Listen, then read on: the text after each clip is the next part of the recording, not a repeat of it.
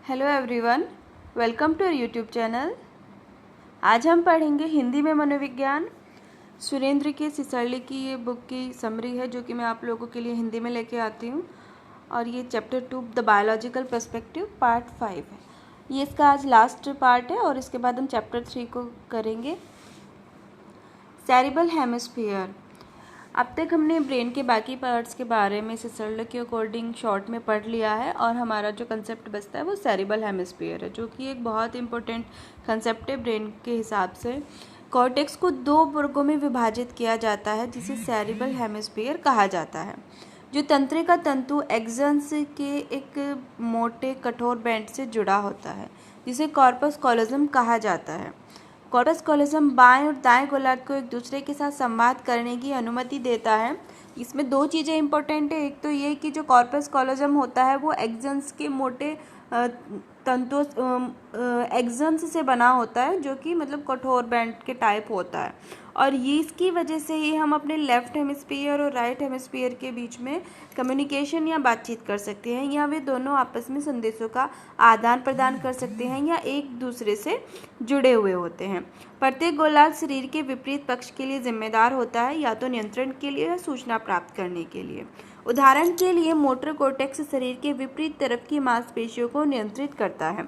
अब यहाँ पे एक इम्पॉर्टेंट चीज़ है जो आपको देखनी है कि जो हमारा हर गोलार्ध है वो हमारे शरीर के अपोजिट पार्ट को कंट्रोल करता है। जैसे कि जो हमारा राइट हेमिस्फीयर है वो हमारे लेफ्ट पार्ट ऑफ बॉडी को कंट्रोल करेगा या वहाँ से इंफॉर्मेशन को कलेक्ट करेगा या उनको इन्फॉर्मेशन देगा। सेम उसी तरह से हमारा लेफ्ट हेमिस्फीयर जो है वो हमारी बॉडी के राइट पार्ट को कंट्रोल करता है, उनसे कम्युनिकेशन करता है, उनको सूचनाएं भेजता है, उनसे सूचनाएं लेता है।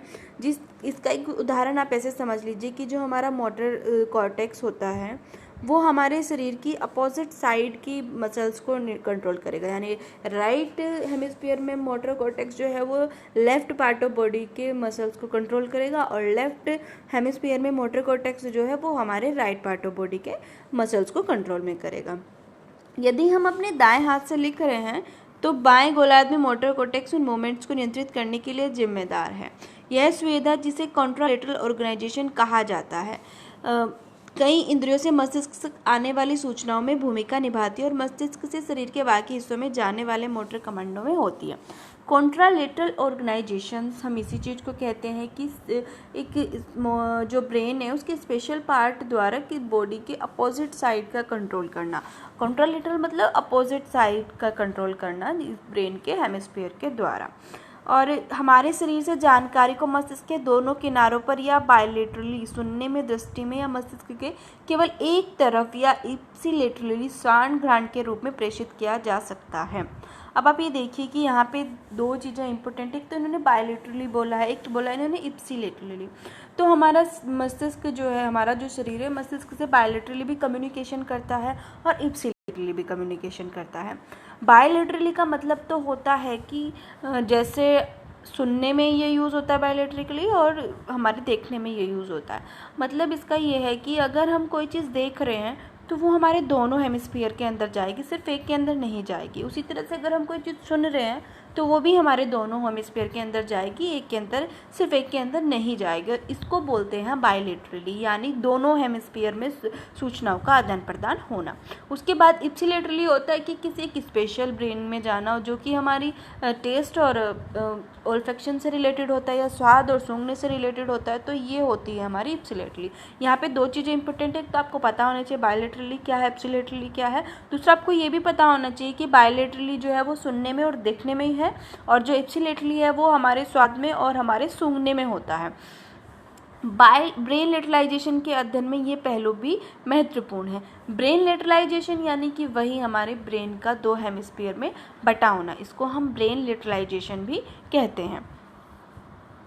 नेक्स्ट है हमारा ऑसिपिटल लॉब। अब मैं आपको बताते चलूँ कि जो हमारा ब्रेन होता है उसके 2 हेमिस्फीयर है और हर हेमिस्फीयर में 4 लोब्स होती हैं। इनको मैं पिक्चर के द्वारा भी आपको समझाऊंगी कि किस तरह से होता है, लेकिन आपको ध्यान देने वाली बात यह है कि दोनों हेमिस्फीयर में चारों अलग अलग ये लोब्स होती हैं। तो यानी एक हेमिस्फीयर में 4 और फिर दूसरे हेमिस्फीयर में भी 4 होती है। सबसे पहले हम बात कर लेते हैं ऑसिपिटल लॉब्स के बारे में। कॉर्टेक्स के आधार पर मस्तिष्क के पीछे की ओर के क्षेत्र जिसे ऑसिपिटल लॉब कहा जाता है। अब आप ये देखिए ऑसिपिटल लॉब होती कहाँ है, जो हमारी गुद्दी जिसको हम बोलते हैं गर्दन से ऊपर वाला हिस्सा जो होता है हमारे ब्रेन का, वहाँ पे हमारी ऑसिपिटल लॉब होती है। और इसमें जो होते हैं प्राइमरी विजुअल कॉर्टेक्स आंखों से दृश्य जानकारी को संसाधित करता है, और इस लोब में विजुअल और एसोसिएशन कॉर्टेक्स भी होते हैं। तो ये जो लोब होती है वो हमारे देखने के लिए जिम्मेदार होती है, यानी इसकी वजह से हम देख पाते हैं। और जितना हमारा आइज़ से जो हमारे जो इन्फॉर्मेशन निकलती है या जो मैसेज जाते हैं वो ऑसिपिटल लॉब में जाते हैं, मतलब लास्ट डेस्टिनेशन जो है वो ऑसिपिटल लॉब होती है। इसमें 2 फील्ड होते हैं, एक तो प्राइमरी विजुअल कॉर्टेक्स और दूसरा होता है विजुअल एसोसिएशन कॉर्टेक्स। ये चीज़ें आपको याद रखने की है कि कौन सी लॉब में कौन से वाले एरियाज़ होते हैं।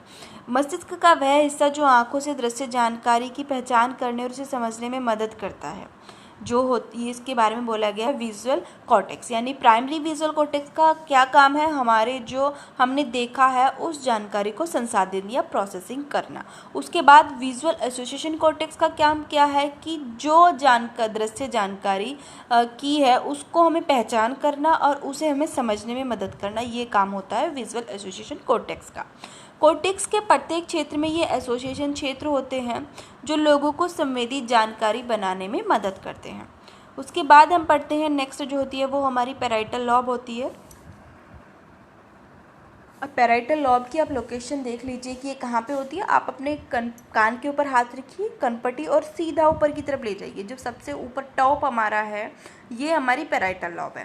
पैराइटल लॉब खोपड़ी के पैराइटल बोन के नीचे मस्तिष्क के टॉप बैक पर होती है। इस क्षेत्र में सोमेटोसेंसरी कॉर्टेक्स होते हैं।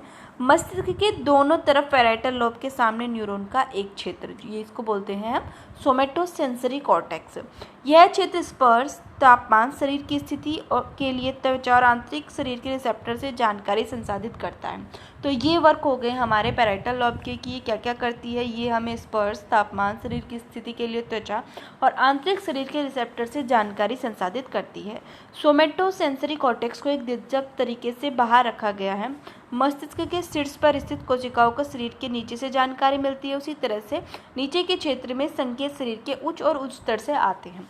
तो देखिए अब तक तो हमने क्या पढ़ा था, ये पढ़ा था कि जो हमारा राइट साइड का हेमिस्फीयर है वो लेफ्ट बॉडी को कंट्रोल करता है, और जो हमारा लेफ्ट साइड का हेमिस्फीयर है वो हमारी राइट बॉडी को कंट्रोल करता है। लेकिन यहाँ पे एक चीज़ और है कि जो हमारा ऊपर वाला हिस्सा होता है वो हमारी नीचे वाली जानकारी को कंट्रोल करता है, और जो नीचे वाला हिस्सा होता है वो ऊपर वाली जानकारी को कंट्रोल करता है। आप एक तरह से ये बात सोच लीजिए कि हर चीज़ में अपोजिट होना है।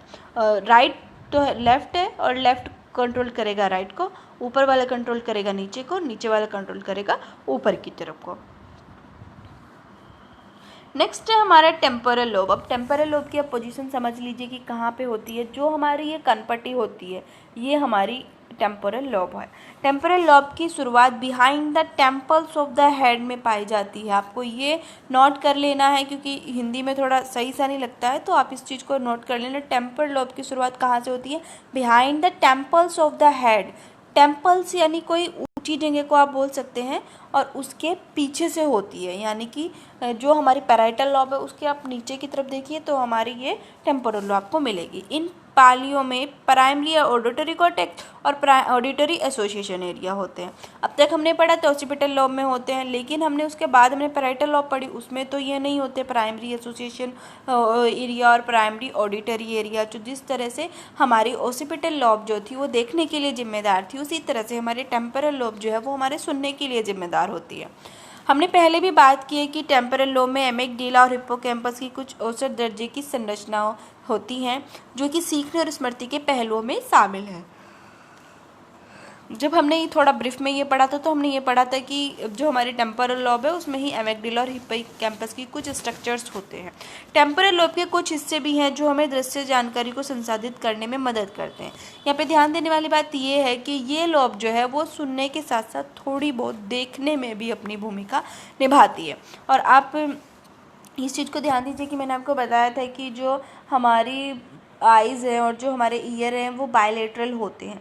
तो इसकी वजह से ही अगर हमारी एक आँख ख़राब हो जाती है या उसका विज़न ख़त्म हो जाता है तो भी हम दूसरी आँख से थोड़ा देख पाते हैं। तो ये इसलिए होता है क्योंकि अगर मान लीजिए ऐसा होता है कि हमारी जो राइट आइज़ ख़त्म हो गई तो लेफ़्ट हेमिस्फीयर में पूरा का पूरा पूरी तरह से कम्युनिकेशन नहीं हो पाता, लेकिन यहाँ पे बायलैटरल होता है, मतलब एक आँख से दोनों आँखों में कम्युनिकेशन, दोनों हेमिस्फीयर के अंदर कम्युनिकेशन होता है, इसलिए हम आंशिक रूप से अंधे हो पाते हैं। और सेम यही बात हमारे सुनने में होती है कि अगर हमारा एक हेमिस्फीयर में कोई दिक्कत हो जाए, चोट लग जाए, तो हम पूरी तरह से बहरे नहीं होते हैं, पूरी तरह से अंधे नहीं होते हैं, हमें फिर भी दिखाई और सुनाई देता है, क्योंकि ये दोनों चीज़ें जो होती हैं वो बायलैटरली कम्युनिकेशन करती है, यानी कि हमारे दोनों ब्रेन के साथ में ही कनेक्ट होती हैं।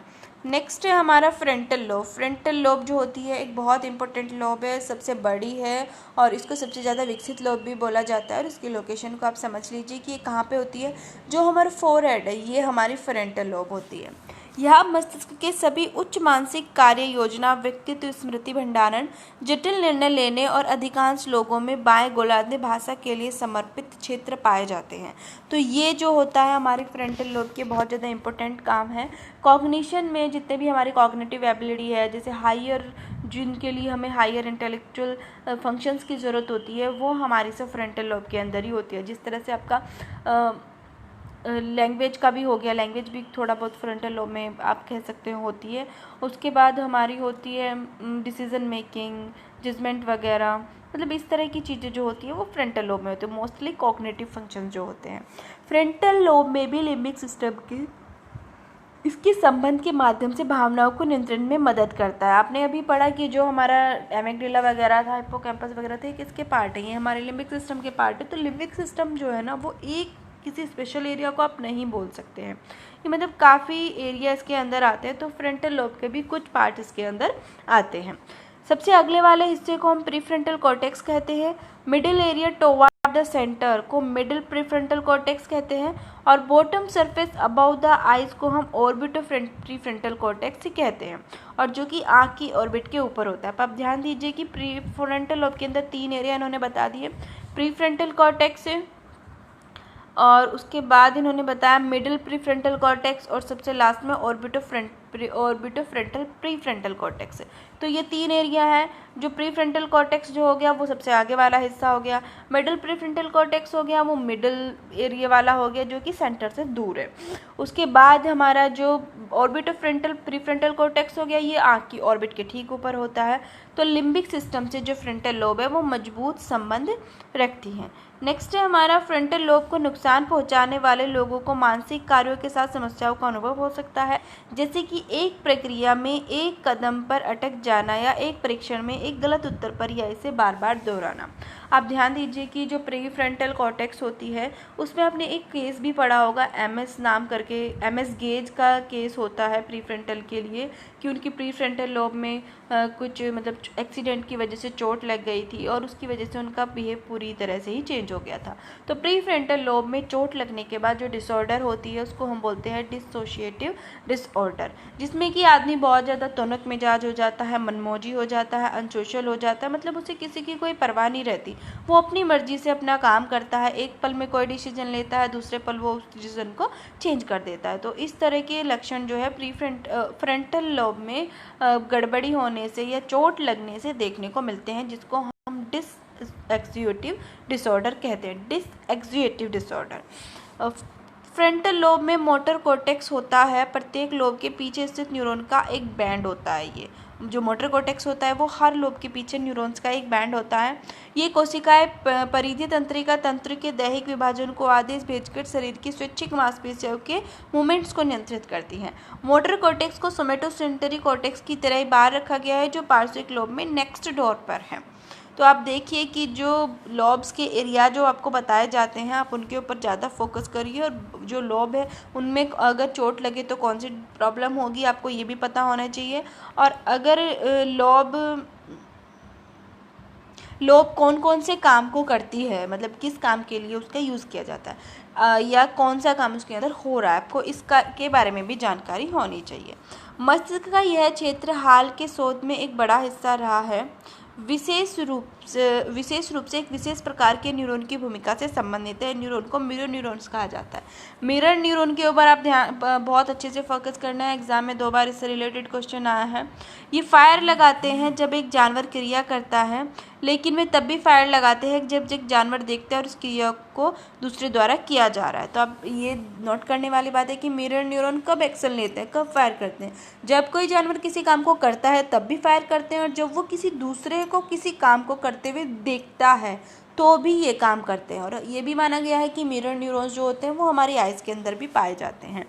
मनुष्य के पिछले मस्तिष्क इमेजिंग अध्ययनों ने सुझाव दिया है कि मस्तिष्क के इन क्षेत्रों में मिरर न्यूरॉन्स भी हैं। जो फ्रंटल लोब के पार्ट की हम बात कर रहे थे, यहाँ पे फ्रंटल लोब का ही चल रहा है अभी। हालांकि मनुष्य में हाल ही में एकल कोशिका और मल्टी सेल रिकॉर्डिंग ने यह प्रदर्शित किया है कि मिररिंग फंक्शन के साथ न्यूरॉन न केवल मोटर क्षेत्र में पाए जाते हैं बल्कि मस्तिष्क के कुछ हिस्सों में भी दृष्टि और स्मृति में भी शामिल होते हैं। अभी मैंने आपको बताया था कि मिरर न्यूरॉन जो है वो विजन में भी उनका पार्ट होता है, तो ये मेमोरी के अंदर भी मिले हैं इनका जो पार्ट होता है। इस तरह के न्यूरॉन का सुझाव देते हुए पहले सोची गई जानकारी से बहुत अधिक जानकारी प्राप्त करते हैं दूसरों के कार्यों की तुलना में हमारे अपने कार्यों के बारे में। यानी इस तरह के न्यूरॉन से हम क्या कर सकते हैं, दूसरों के कार्यों की तुलना में अपने कार्यों के बारे में बहुत अधिक जानकारी हम इनसे प्राप्त कर पाते हैं। नेक्स्ट हमारा आता है the association area of the cortex. ये इंपॉर्टेंट टॉपिक है, इसके अंदर काफ़ी इंपॉर्टेंट चीज़ें पढ़ाई जाएंगी। वर्निकीज एरिया जो एक है वर्निकीज एरिया और दूसरा हम बताएंगे ब्रोकाज एरिया। तो वर्निकीज एरिया एसोसिएशन के क्षेत्र में लोगों को आने वाली संवेदी इनपुट की समझ बनाने में मदद करता है। यद्यपि ऑसिपिटल और टेम्परल लोब में एसोसिएशन क्षेत्र का उल्लेख पहले किया जा चुका है, लेकिन मस्तिष्क के ज़्यादातर एसोसिएशन कॉर्टेक्स फ्रंटल लोब्स में होते हैं। अब आप देखिए जो हमारा वर्निक्स एरिया होता है वो हमारी लेफ्ट टेम्परल लोब में होता है।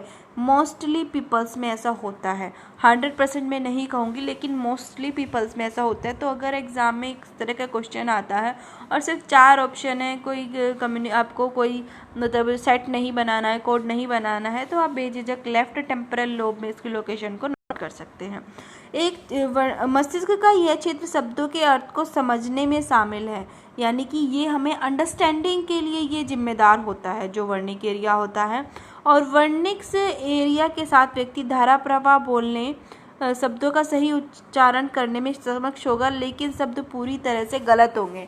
तो इन चीज़ों को समझने में बहुत ज़्यादा गड़बड़ होती है। वर्निक का क्या काम होता है, ब्रोका का क्या काम होता है, वर्निक एफेसिया से क्या होता है, ब्रोकास एफेसिया से क्या होता है। तो आप देखिए वो शॉर्ट में बता रही हूँ कि वर्निक्स एरिया जो होता है वो अंडरस्टैंडिंग के लिए जिम्मेदार होता है, और इसमें अगर क्षति हो जाए या एफेसिया हो जाए, वर्निकेस एफेसिया हो जाए, तो क्या होता है कि आप फ्लुएंटली बोलेंगे, धारा प्रवाह आप बोलेंगे, लेकिन आप जो बोल रहे हैं वो मीनिंगफुल नहीं होगा, उसको कोई भी समझ नहीं पाएगा। आपको लगेगा कि आप सही तरह से उच्चारण कर रहे हैं, लेकिन जो सामने वाला है वो उस चीज़ को नहीं समझ पाएगा। आपने जो कहा है वो बिल्कुल भी मीनिंगफुल नहीं होगा। Wernicke area for understanding, okay. और उसके बाद जो वर्निक एफेसिया होती है वो किसके लिए, फ्लुएंटली बोलेंगे लेकिन मीनिंगफुल नहीं बोलेंगे। उसके बाद आता है हमारा ब्रोकास एरिया। ये भी एक इम्पॉर्टेंट टॉपिक हो जाता है। अधिकांश लोगों के लेफ्ट फ्रंटल लोब में मस्तिष्क का यह क्षेत्र है जो भाषा के उत्पादन के लिए समर्पित है। Wernicke area left temporal lobe और Broca's area left frontal lobe. और ये किस चीज़ के लिए जिम्मेदार है, वर्निक एरिया अंडरस्टैंडिंग के लिए या कंप्रीहेंशन भी आप बोल सकते हैं, और ब्रोका एरिया जो है वो प्रोडक्शन के लिए जिम्मेदार है, भाषा के या उत्पादन के। अधिक विशेष रूप से यह क्षेत्र व्यक्ति को आसानी से और धारा प्रवाह बोलने की अनुमति देता है। ब्रोका के क्षेत्र को नुकसान एक व्यक्ति को एक स्मूथ कनेक्टेड फैशन के शब्दों को बाहर निकालने में असमर्थ होने का कारण बनता है। इस स्थिति वाले लोग शायद ही वे जान सकते हैं जो वे कहना चाहते हैं और समझते हैं कि वे दूसरों को क्या कहते सुनते हैं, लेकिन वे अपने स्वयं के शब्दों के वास्तविक उत्पादन को नियंत्रित नहीं कर सकते हैं। भाषा रुक रहा है और शब्द अक्सर गलत होते हैं। ब्रोका एफेसिया का उपयोग लिखित या बोले जाने वाली भाषा का उपयोग करने या समझने में असमर्थता को दर्शाता है। अब आप ये समझिए ब्रोका एरिया का काम क्या होता है, प्रोडक्शन ऑफ द लैंग्वेज। और अगर ब्रोका एफेसिया हो जाए तो क्या दिक्कत होती है, आपको बोलने में और लिखने में दिक्कत होती है। आप दूसरों के द्वारा बोले गए शब्दों को समझ पाते हैं लेकिन आप बोल नहीं पाते हैं और आप लिख नहीं पाते हैं। मतलब आप बोलना चाहते हैं लेकिन आपकी आवाज़ भी मतलब इस तरह की आप बोलेंगे कि सामने वाला समझ नहीं पाएगा कि आप बोल क्या रहे हैं। मतलब जो वर्निक एरिया में फंसे तो उसमें क्या हो रहा था कि आप फ्लुएंटली बोल रहे थे, और यहाँ पे क्या हो रहा है कि आप बोल नहीं रहे हैं। मतलब बोलने में दिक्कत है, भाषा में ही दिक्कत है, और आप लिख नहीं सकते हैं, किसी चीज़ को आप लिख नहीं सकते हैं। लिखने की कोशिश करेंगे तो ये चीज़ आपको याद रखनी है वर्निक के बारे में और ब्रोकास के बारे में। उसके बाद थोड़ा सा पढ़ लेते हैं classical study in psychology through the looking glass spatial neglect. Spatial neglect जिसमें राइट पैराइटल और ओसिपिटल लोब्स को ऑफ द कॉर्टेक्स को नुकसान वाले व्यक्ति को लेफ्ट विजुअल फील्ड में सब कुछ अनदेखा कर देगा। अगर किसी व्यक्ति के राइट पैराइटल और ओसिपिटल लोब में कोई चीज़ कॉर्टेक्स को नुकसान हो जाता है तो उसे जो लेफ्ट वाला हिस्सा होता है वो उसे दिखाई नहीं देता है कि वहाँ पे क्या हो रहा है। फ्रंटल और टेम्पोरल लोब्स के क्षेत्रों को नुकसान पैराइटल डैमेज के साथ एक भूमिका भी निभा सकता है। स्पाइटल नेगलेट बाएं गोलार्ध को प्रभावित कर सकती है, लेकिन यह स्थिति लेस फ्रीक्वेंटली होती है और राइट हेमिस्फीयर नेगलेट की तुलना में बहुत अधिक होती है। यानी कि स्पाइटल नेगलेट जो होती है वो हमारे लेफ्ट हेमिस्फीयर में होती है। स्पाइटल नेगलेट से पीड़ित व्यक्ति अब दुनिया में उसी तरह से नहीं देख सकते हैं जैसे अन्य लोग देखते हैं। इन लोगों के लिए ऑब्जेक्ट्स, बॉडीज और स्पेस के लेफ्ट साइड कहीं कहीं थ्रू द लुकिंग ग्लास होते हैं। यानी अगर इस तरह की प्रॉब्लम आ जाए आपकी राइट पैरेंटल लॉब में या लेफ्ट पैराइटल लॉब में या left occipital lobe, right parietal lobe या राइट ओसिपिटल लॉब में प्रॉब्लम हो जाती है तो जो लेफ्ट वाला फील्ड होता है वो आप नेग्लेक्ट कर देते हैं, इसलिए इसको स्पाइटल नेगलेक्ट बोला गया। स्पाइटल यानी देखने से संबंधित और नेग्लेक्ट यानी कि उस चीज़ को नकार देना। कि अगर आपके कोई लेफ्ट साइड के विजुअल फील्ड में कोई चीज़ प्रेजेंट की जाएगी तो आप उसको देखेंगे ही नहीं, आप मना कर देंगे कि मुझे कुछ दिखाई ही नहीं दे रहा है। उसके बाद आता है the cerebral hemisphere, are you in the right mind. लगभग 90% भाषा केवल लेफ्ट हेमिस्फीयर तक ही सीमित प्रतीत होती है। स्प्लिट ब्रेन रिसर्च, जो स्प्लिट ब्रेन रिसर्च है वो भी काफ़ी इंपॉर्टेंट होती है, जिसको रोजर स्पेरी ने किया था, और ये गोलार्ध विशेषता के क्षेत्र में अग्रणी थे। यानी कि ये बताते थे कि कौन सा जो हमारा हेमिस्फीयर है वो किस काम के लिए डोमिनेट होता है या किस काम के लिए वो प्रबल है। उन्होंने डिमोन्स्ट्रेटिंग में अपने काम के लिए नोबेल पुरस्कार जीता कि मस्तिष्क के बाएं दाएं गोलार्ध विभिन्न गतिविधियों कार्यों में विशेषज्ञ है। एक विभाजित मस्तिष्क रोगी में यदि गेंद की एक तस्वीर को स्क्रीन के दाईं ओर फ्लैश किया जाता है तो गेंद की छवि को बाएं ऑसिपिटल लेब में भेजा जाएगा। मतलब क्या होगा कि अगर हम एक जो हमारा क्या होता है नॉर्मली कि अगर हम कोई चीज़ राइट में प्रेजेंट कर रहे हैं तो वो लेफ्ट में जाएगी, इसी तरह से होता है ना। लेकिन अगर हम कर दें कि किसी की का जो स्प्लिट ब्रेन कर दें, यानी बीच में जो कॉर्पस कॉलोजम है अगर हम उसका कनेक्शन ही काट दें तो क्या होता है, इसमें रोजर स्पेरी ने इस चीज़ का अध्ययन किया था। यह व्यक्ति यह कहने में सक्षम होगा कि वह गेम देखता है या नहीं। यदि स्क्रीन के बाईं ओर एक हथौड़े की तस्वीर को फ्लैश की जाती है तो व्यक्ति वस्तु की पहचान करने या निश्चितता के साथ यह बताने में सक्षम नहीं होगा कि कुछ देखा गया है। लेकिन अगर बाएं हाथ गोलार्ध द्वारा नियंत्रण को उपयोग किया जाता है तो व्यक्ति उस घोड़े को इंगित कर सकता है जो उसने देखा नहीं है। राइट ओसिपिटल लोब ने स्पष्ट रूप से हथौड़ा देखा, लेकिन व्यक्ति उस तथ्य को मौखिक रूप से नहीं बता सका। लोग वास्तव में बाएं या दाएं मस्तिष्क वाले नहीं है, वे वूल माइंडेड है। मतलब कि ऐसा नहीं होता है कि सिर्फ लेफ्ट हेमिस्फीयर डोमिनेट है या राइट हेमिस्फीयर डोमिनेट है या सिर्फ एक हेमिस्फीयर काम कर रहा है। जो हमारा पूरा ब्रेन है यानी दोनों हेमिस्फीयर जो है वो मिलके काम करते हैं, कोई एक भी डोमिनेट नहीं होता है, और इसको वूल ब्रेन बोला गया है। उसके बाद स्पेशलाइजेशन ऑफ टू हेमिस्फीयर, मतलब ये दोनों ही हमारे हेमिस्फीयर जो है वो साथ में काम करते हैं। लेकिन एक स्पेशलाइजेशन की बात आए तो कुछ काम होते हैं जो स्पेशली राइट करता है, या मतलब आप ये कह सकते हो कि ज़्यादा राइट करता है कम लेफ्ट करता है, या कोई स्पेशल काम हो गया राइट लेफ्ट में ज़्यादा होते हैं राइट में कम होते हैं। तो लेफ्ट हेमिस्फीयर किस किस काम को करता है, कंट्रोल द राइट हैंड, और अगर राइट हेमिस्फीयर की बात करें तो कंट्रोल द लेफ्ट हैंड करता है। लेफ्ट हेमिस्फीयर जो है वो स्पोकन लैंग्वेज होता है, क्योंकि जो हमारा वर्निकेस एरिया और ब्रोकास एरिया है वो हमारे लेफ्ट हेमिस्फीयर के अंदर ही होते हैं। ये रिटन लैंग्वेज का काम करता है। मैंने भी आपको बताया कि जब ब्रोकाफेजिया हो जाता है तो व्यक्ति को लिखने में प्रॉब्लम होती है। मैथमेटिकल कैलकुलेशन भी हमारा लेफ्ट हेमिस्फीयर करता है। लॉजिकल थॉट प्रोसेस भी हमारा लेफ्ट हेमिस्फीयर करता है। एनालिसिस ऑफ डिटेल्स और रीडिंग का काम भी लेफ्ट हेमिस्फीयर करता है। उसके बाद बात करें अगर राइट हेमिस्फीयर की, तो ये हमारा कंट्रोल ऑफ लेफ्ट हैंड को करता है। नोवरेबल का काम करता है, विजुअल स्पेटियल परसेप्शन का काम ही करता है, म्यूज़िक एंड आर्टिस्टिक प्रोसेसिंग, ये एक बहुत ज़्यादा इंपॉर्टेंट पॉइंट है जो काम है जो राइट हेमिस्फीयर के द्वारा किया जाता है। और उसके बाद बात करते हैं इमोशनल थॉट एंड रिकॉग्नाइजेशन, मतलब ये चीज़ें जो हैं ये राइट हेमिस्फीयर के लिए बहुत इंपॉर्टेंट है। आपको कम से कम इन दो बातों के बारे में पता होना चाहिए कि इमोशनल थॉट्स और म्यूजिक एंड आर्टिस्टिक प्रोसेसिंग जो होती है वो राइट हेमिस्फीयर के लिए होती है। और लेफ्ट हेमिस्फीयर की अगर मैं बात करूँ तो आपको लैंग्वेज को याद रखना है, ज़्यादातर काम जो होते हैं वो लेफ्ट हेमिस्फीयर के अंदर ही होते हैं। Process the wool, pattern recognition और फेशियल रिकॉग्निशन भी जो होता है वो हमारे राइट हेमिस्फीयर के अंदर ही होता है। Applying psychology to everyday life, paying attention to the cues of attention deficient hyperactive disorder, जिसको कि शॉर्ट में हम ADHD भी बोलते हैं, और ये ज़्यादातर बच्चों में देखने को मिलता है। ये एक विकासात्मक विकार है जिसमें व्यवहार, इनअटेंशन, इम्पल्सिटी एंड हाइपर एक्टिविटी के संज्ञानात्मक पहलू शामिल होते हैं। इनअटेंशन यानी कि ध्यान न देना किसी चीज़ के ऊपर, इम्पल्सिविटी यानी आवेगशीलता यानी बहुत ज़्यादा उत्तेजित हो जाना, और हाइपर एक्टिविटी होता है कि बहुत ज़्यादा एक्टिव होना। इससे पहले अटेंशन डेफिशिएट डिसऑर्डर ADD के रूप में जाना जाता था और फिलहाल इसको attention deficit hyper active disorder के रूप में जाना जाता है। Statistical manual of mental disorder DSM-5, यहाँ पे आपको DSM-5 की फुल फॉर्म भी दी जा रही है, आप इसको नोट कर लेना, ये भी काफ़ी इंपॉर्टेंट है। में इस विकार के लिए वर्तमान में 3 नैदानिक श्रेणियाँ होती हैं। इसमें ADHD predominantly hyper active impulsive presentations होता है।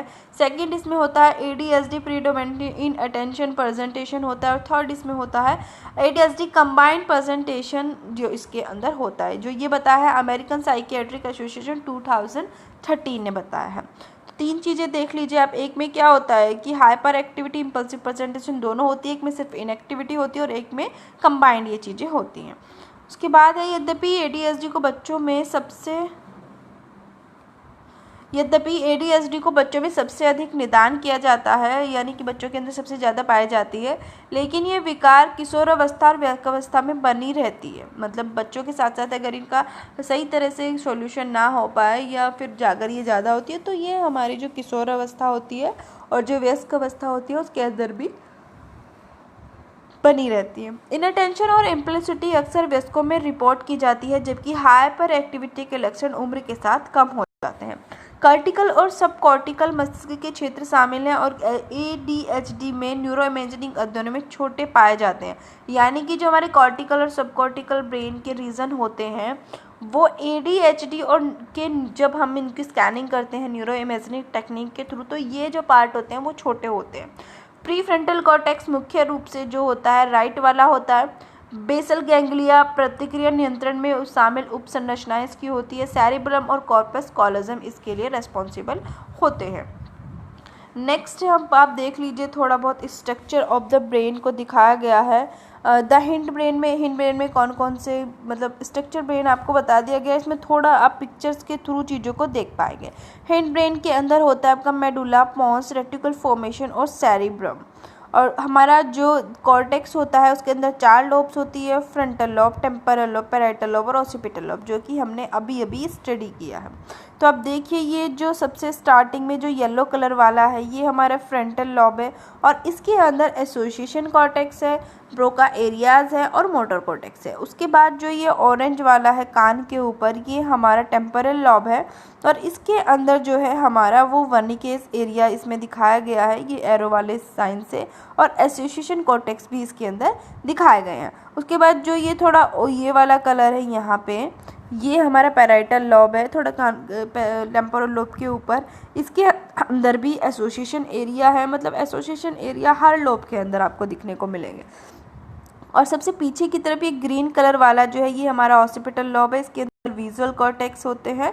और अब आप देखिए कि जो द हिंड ब्रेन के सिस्टम को आप यहाँ पे दिखाई दे गया है, इसको आप खुद से देख लेना मेडुला कहाँ पे है, hippocampus, pituitary gland, hypothalamus, corpus callosum, cerebral cortex, thalamus, cerebrum, pons, reticular formation, यहाँ पे हर एक ब्रेन के पार्ट की आपको स्ट्रक्चर देखने को मिलेगा।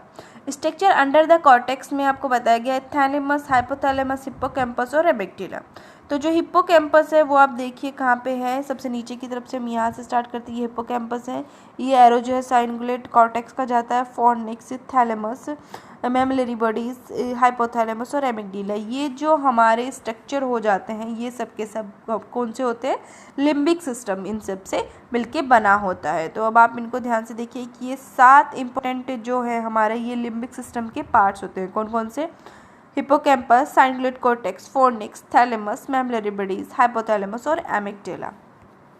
सो थैंक यू एवरीवन। प्लीज़ मुझे कमेंट करके बताइए कि आप लोगों को लेसन कैसा लगा। आई होप कि आप लोगों को बहुत सारी चीज़ें इस लेसन से सीखने को मिली होंगी, इसीलिए मैंने इसको इतना डिटेल्स में बताया है, क्योंकि बहुत ज़्यादा इम्पोर्टेंट चैप्टर होता है बायोसाइकोलॉजी का किसी भी एंट्रेंस एग्ज़ाम के लिए। Thank you.